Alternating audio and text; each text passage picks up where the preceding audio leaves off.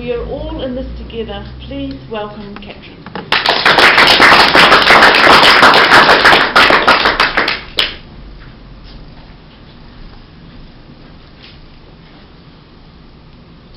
Madam Chair, fellow toastmasters and most welcome guests. Abuse, violence against women and rape is nothing new. Unfortunately, that has happened since humanity exists, I think. In the recent cases in the media, the Roastbusters brought up a lot of emotions, and people are now flocking to the streets and are raising their voices and asking for tougher sentences, more punishments, and to finding those culprits. Pointing the finger at the culprit is very easy, but is this what will solve the problem? I would like today to share my personal experiences and tell you that I believe that this is a behavior pattern and that we are all in this together. I have been exposed to abuse, physically, mentally, emotionally, and sexually since a very young age. My father was really a person that almost everybody in our village hated. The first memory I have is that I woke up with my siblings in my room and I heard a strange noise downstairs. My siblings were asleep, but I just couldn't help myself. I wanted to go down and find out more about it. So I went down the stairs and the noise got louder. Silence. I went to the living room because I could see light, and there was a door and a little gap in it, and I squeezed my little head through. I think I was around about 4. I saw my mother cowering on a chair, trying to cover her face, and my father standing in front of her, seemingly asking her questions, and every time she didn't answer, he smacked her right in the face. The real funny thing, it's not funny, but the real funny thing is, the first thing that came into my head was, she must have done something really bad. Because when we as children did something wrong, we got beaten up. So immediately I thought, she must have done something wrong. The emotions that came up were unbelievably incredible. It was hate, fear, and anger at the same time.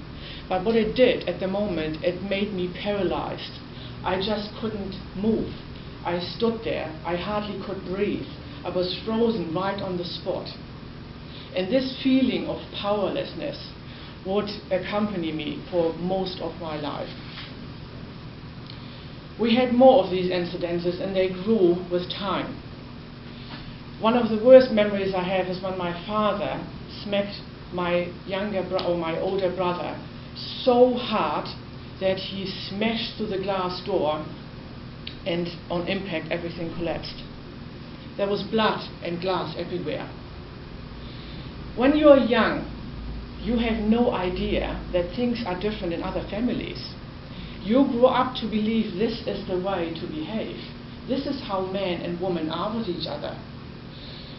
Surely, after all, if this wouldn't be the case, somebody would have come and say something.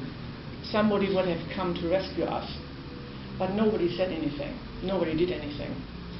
When my mom was bruised in her face, she just had to hide inside the house and wasn't allowed to go outside. But I am now, as an adult, certain lots of people knew about this. So how did that impact me in my life? From a very early age onwards, I was a really angry child. When I went to school and I saw other kids bullying other children, I felt this tremendous anger, and I acted in the only way I knew how. I made appointments with those boys to fight. 3 o'clock on the sports field behind the school, that's where we meet. When I told my kids that story recently, they laughed. But believe me, these boys were not laughing. I had so much bottled up anger, they always lost. This seemed to follow me again. I seemed to think that life is about fighting, and I was fighting mainly authorities. I have still a little bit of an issue with authorities. When I came to New Zealand, luckily, I bought a preschool. And with this came a lot of new learning and understanding, and I learned about the brain, how the brain learns, functions and processes and interprets, and what it does to your body. I also learned about behavior patterns. And finally, I saw a concept that explained to me why not only me, but also my parents acted in the way they did. It was a behavior pattern learned by their parents, from their parents, from their parents, and the surrounding society. All of a sudden, I found a way to not blame them, but a way out for me, and I saw a way how I could break this pattern. I realized that I was in a violent relationship with my husband, and I left him because I didn't want my kids to experience the same as I did. I broke that pattern. My kids had a completely different upbringing than I did, and I'm so glad and proud that I did this. What I'm saying though is, I feel we as a community all have a responsibility to change those patterns. It's not about locking people up who are violent or who rape women. And by the way, it's women and men, not just women.